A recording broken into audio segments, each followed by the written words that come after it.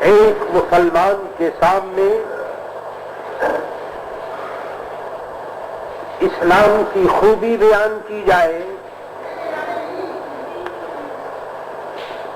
اسلام نے جو فائدے ہمارے سامنے پیش کیے، جو پلاننگ اور منصوبہ بندی اسلام نے ہمارے سامنے رکھی، اس کی ضرورت تو نہیں کہ مسلمانوں کے سامنے یہ چیز بیان کی جائے، لیکن افسوس یہ ہے کہ اسلام کا سبجیکٹ اور اسلام کا موضوع مسلمانوں کے لیے تھا، مسلمانوں کے لیے ہے اور مسلمانوں کے لیے ہی ہونا چاہیے، لیکن حیرت یہ ہے کہ تمام مضامین ہم نے اپنے دل و دماغ میں بند کر دیے، دنیا کی تمام ہسٹریاں ہم نے چھان ڈالی،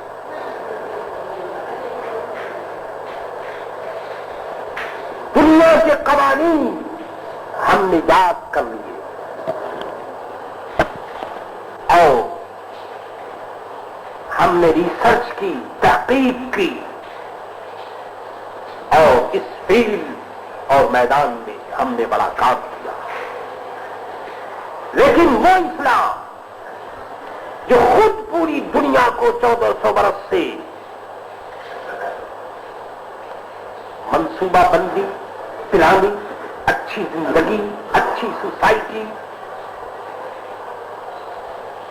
کی دعوت دے رہا ہے، لوگوں کو بلا رہا ہے، افسوس یہ ہے کہ اس طرح ہماری توجہ نہیں ہوتی۔ آیت کریمہ جو میں نے ابھی تلاوت کی ہے، اس آیت کا اسٹائل، اس کا انداز، وہ تو ظاہر ہے کہ رب کا کلام ہے، اس کے انداز میں کیا شبہ ہو سکتا ہے، بہترین اسٹائل ہے، بہترین معنی ہے اس میں،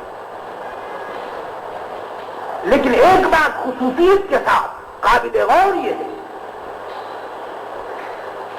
کہ ہر آدمی نیچرل طور پر، فطری طور پر کچھ جیب سے نکالتا ہوا تکلف محسوس کرتا ہے، دینے کے نام پر عموماً انسان پریشان ہو جاتا ہے، اور وہ بھی اللہ کے نام پر، دین کے نام پر دینے کا سوال بڑا اہم ہے، اور ہر آدمی اس سوال کو پورا نہیں کرتا۔ قرآن کریم نے اس مسئلے کو نہایت صفائی سے بیان کیا۔ ہر مسلمان جانتا ہے کہ مسلمان کو زکوٰۃ دینی چاہیے، جو صاحب نصاب ہو، ایک نصاب کا مالک ہو، اگر اس کے پاس 7.5 تولہ سونا، 52 تولہ چاندی، یا اتنا روپیہ جتنے روپے میں یہ 52 تولہ چاندی خریدا جا سکتا ہے، یا اسی کے اعتبار سے کوئی چیز اور ہو، تجارت کا مال ہو، تو سال گزر جانے پر زکوٰۃ دینی چاہیے۔ اس سلسلے میں بہت سی ایسی حدیثوں کا ہجوم ہے، اور جتنے سوالات ہو سکتے ہیں ان تمام کے جوابات اللہ کے آخری رسول حضرت محمد رسول اللہ صلی اللہ تعالی علیہ وسلم نے اپنے فرمان اور ارشادات کی روشنی میں دی۔ اس آیت کا ترجمہ ملاحظہ فرمائیے، ارشاد باری یہ ہے کہ اور جو تم خرچ کرو گے، روپیہ، پیسہ، کپڑا، کھانا پینا، خیرات، صدقات، کسی پر احسان کرنا، کسی کے ساتھ نیکی کرنی، یہ خرچ کرنے کا جو مفہوم ہے یہ بہت لمبا ہے، اس میں زکوٰۃ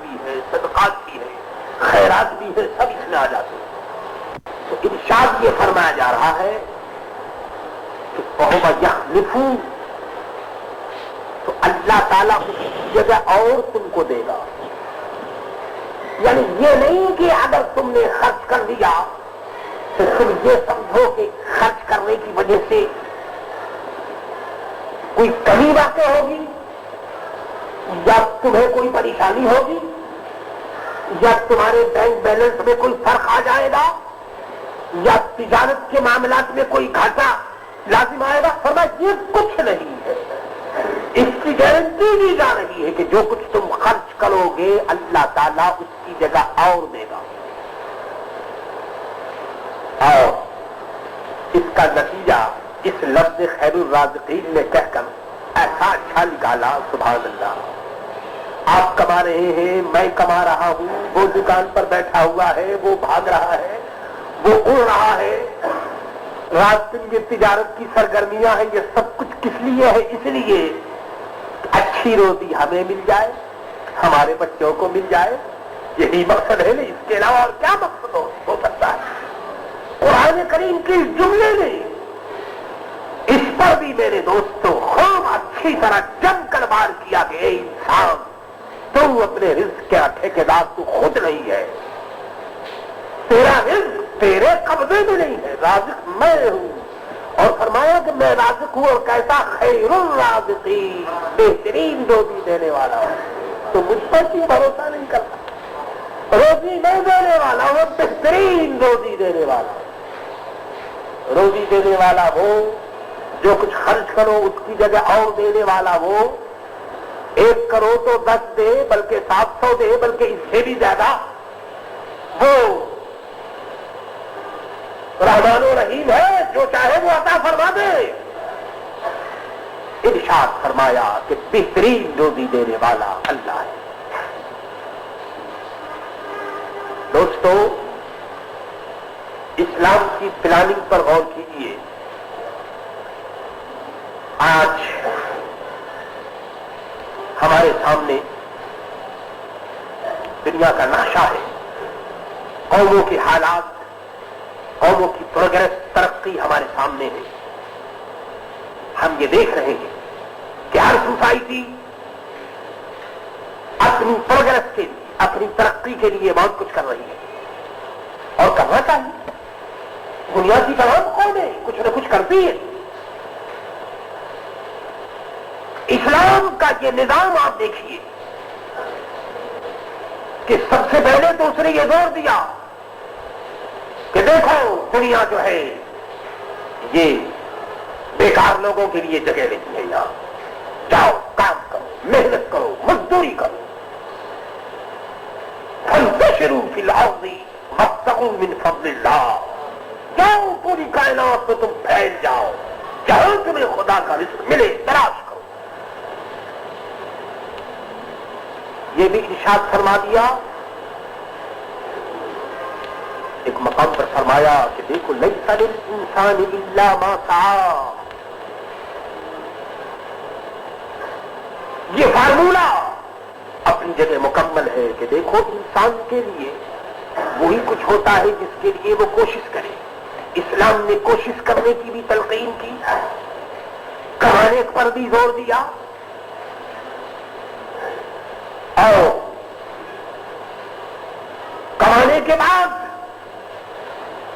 اب دیکھیے اسلام ہمیں مساوات کی تعلیم دے رہا ہے کہ دیکھو جو کچھ تم نے کمایا ہے تو تمہاری کمائی میں آیا کسی اور کا بھی حصہ ہے یا نہیں.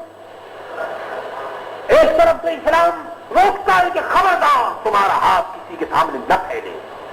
گداگردی، بھیک مانگنا، دروازے دروازے پر جانا اسلام سختی سے ایک طرف روکتا ہے اور دوسری طرف وہ مالداروں سے کہتا ہے کہ اے صاحب مال، اے صاحب نصاب، ٹھیک ہے کہ بھیک نہیں مانگنی چاہیے، ٹھیک ہے کہ کسی کے سامنے ہاتھ نہیں پھیلانا چاہیے، لیکن ہو سکتا ہے کہ کچھ لوگ ایسے ہوں جو مجبور ہوں، ہو سکتا ہے کہ کچھ لوگ ایسے ہوں جو معذور ہوں، ہو سکتا ہے کہ کچھ لوگ ایسے ہوں کہ آمدنی کم ہو، خرچ زیادہ ہو سکتا ہے کہ کچھ سفید پوش شریف ایسے ہوں کہ جو شرم کی وجہ سے ہاتھ نہ پھیلا سکے، تو اب بتاؤ کہ ان کو دینا، ان کی پریشانی کو دور کرنی، ان کے کھانے پینے کا سامان کرنا اور سوسائٹی کی لائن میں ان کو کھڑا کرنا، یہ کس کی ڈیوٹی ہے؟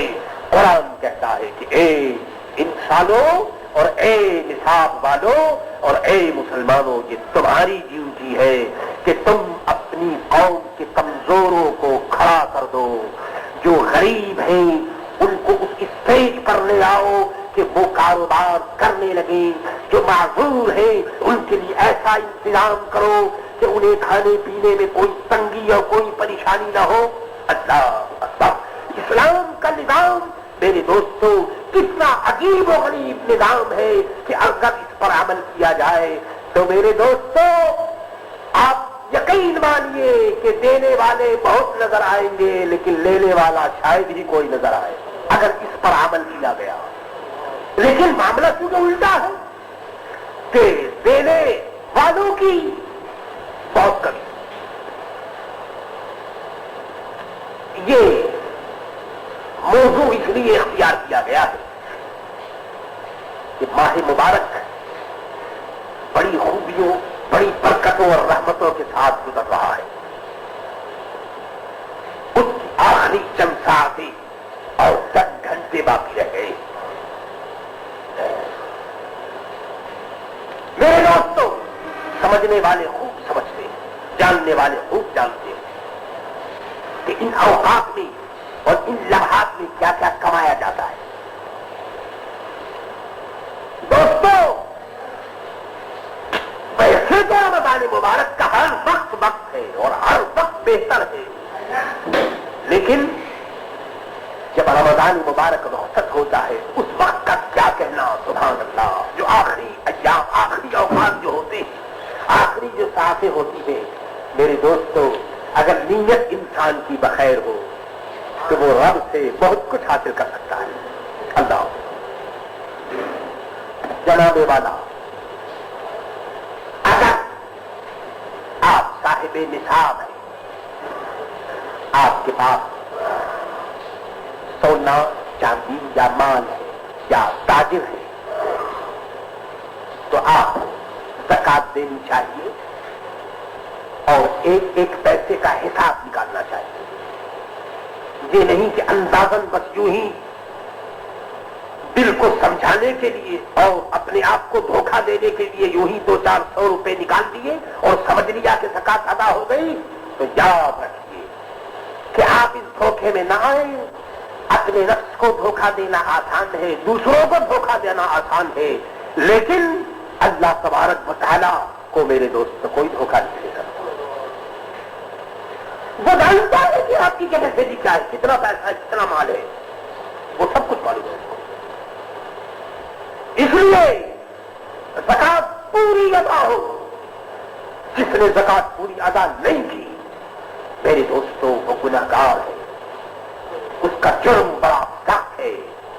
اور حدیثوں میں ان لوگوں کا جو جرم بیان ہوا ہے، جو عذاب بیان ہوا ہے، وہ اس عذاب کا مستحق ہوگا کہ صاحب نصاب۔ آج یہ کہا جاتا ہے کہ یہ بہت ہمارے یہاں غریب ہے، بہت پریشان حال ہے۔ ٹھیک ہے، میں تسلیم کرتا ہوں بہت غریب ہے، بہت پریشان حال ہے، لیکن بھائی غریبوں کو دیکھنے کے ساتھ ساتھ ہم امیروں کو بھی دیکھیں۔ امیر بھی ہمارے یہاں تھوڑے نہیں، امیر بھی ہے۔ اللہ تعالیٰ نے جائیداد دی ہے، اللہ تعالیٰ نے آج یہ گنے کی کھیتیاں اور یہ لہلاتا ہوا یہ شوگر کین اور یہ تمام کاروبار جو ہے، کیا میرے دوستوں یہ سب کچھ مفت میں ہوتا ہے؟ کیا اس میں کوئی نفع نہیں ہے؟ کیا اس میں کوئی پیسہ نہیں ملتا؟ آئیے، یہ تو میں زکات کی بات کر رہا تھا، ذرا وہ لوگ اپنے سینے پر ہاتھ رکھ کر کے اور اپنے دامن میں ذرا منہ ڈال کر کے، گریبان میں منہ ڈال کر سوچیں کہ جو لوگ شوگر کے گنے کی کھیتیوں کے مالک ہیں، شریعت یہ کہتی ہے کہ 10% 10واں حصہ نکالنا ہے، 10واں حصہ یعنی اگر 100 ٹن شوگر کے اور گنا ہوا تو 100 ٹن میں 10 ٹن نکالنا چاہیے. اندازہ کیجئے 100 ٹن. خدا کرے کہ آپ کے علم میں ایسی خبر ہو کہ کچھ ایسے زندہ دل لوگ ہوں کہ جو باقاعدہ حساب کر کے 100 ٹن میں 10 ٹن اور 200 ٹن میں 20 ٹن نکالتے ہیں. لیکن میرے دوستو ہمیں تو اس سلسلے میں آج تک کوئی ایسی خبر نہیں آئی ہے کہ اس طرح سے باقاعدہ طور پر کوئی آدمی عشر نکالتا ہو. اب آپ بتائیے کہ جن کھیتیوں سے خدا کا حکم ادا نہیں کیا جائے گا, جن کھیتیوں سے غریبوں اور فقیروں کی مدد نہیں ہوگی, جن کھیتیوں سے محتاجوں اور مسکینوں کی دیکھ بھال نہیں ہوگی, میرے دوستو اگر ان کھیتیوں سے سونا بھی نکلے تو سمجھ لو کہ یہ خدا کا عذاب ہے, خدا کا عذاب ہے. کوئی فائدہ نہیں, کوئی فائدہ, اس کی کوئی حقیقت. جو کچھ پیدا ہوا اس میں 10واں حصہ دی. زکات کا مسئلہ, عشر کا مسئلہ, ان مسائل پر ہی اگر عمل کر لیا جائے تو میرے دوستو ہمارے یہاں بہت سی بلادی ہو سکتی ہے. اور ہماری قوم کے جو مجبور اور بے کس افراد ہیں ان کی خدمت کی جا سکتی ہے, ان کو اپنے پاؤں پر کھڑا کیا جا سکتا ہے.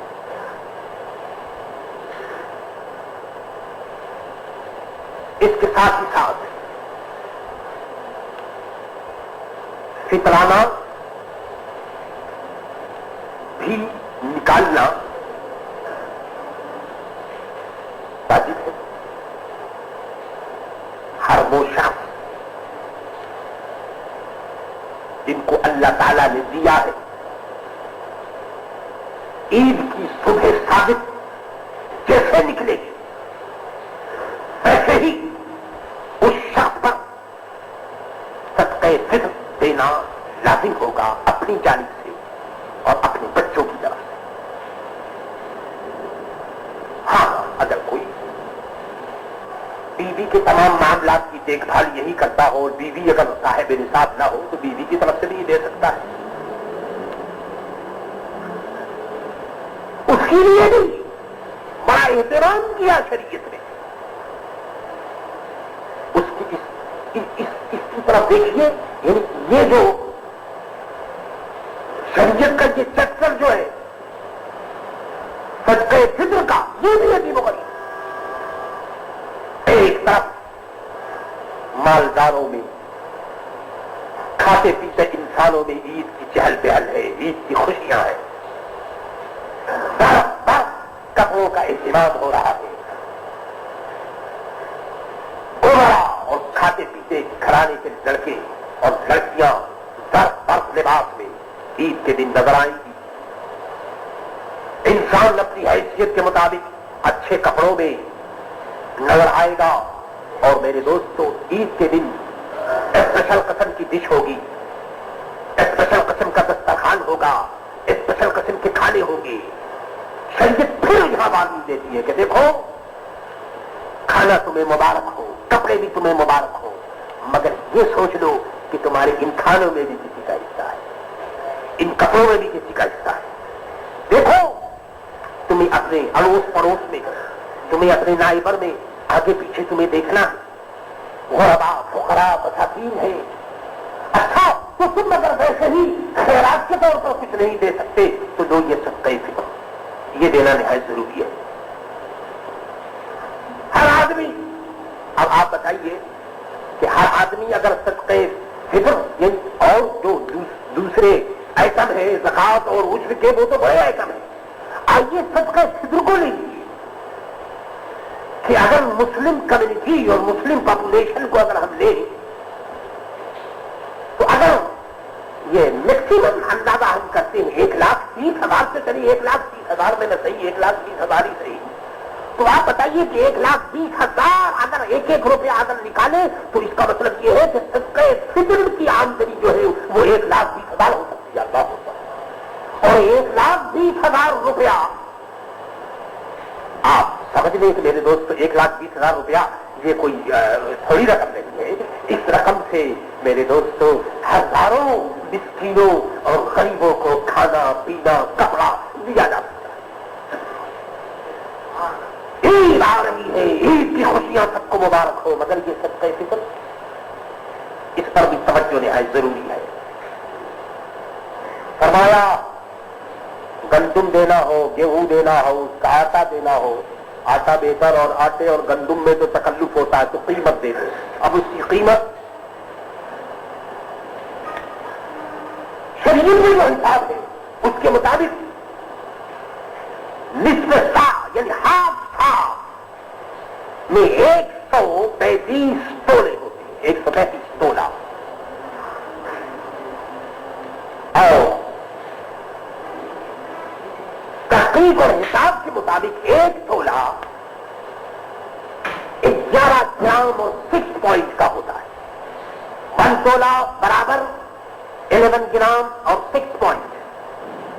تو اس حساب سے 135 تولے میں 1,566 1,566 گرام یعنی ہر آدمی پر 1,566 گرام کے مطابق گندم آٹا یا اس کی قیمت دینی چاہیے.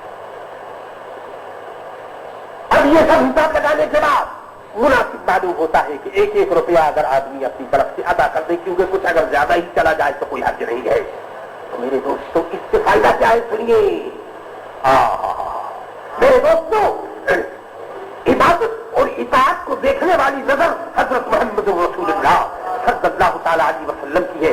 آپ ارشاد فرما رہے ہیں کہ دیکھو اگر تم صدقہ فطر ادا نہیں کرو گے تو تمہارا جو روزہ ہے یہ زمین و آسمان کے درمیان لٹکا رہے گا، قبول نہیں ہوگا، اوپر کو نہیں جائے گا.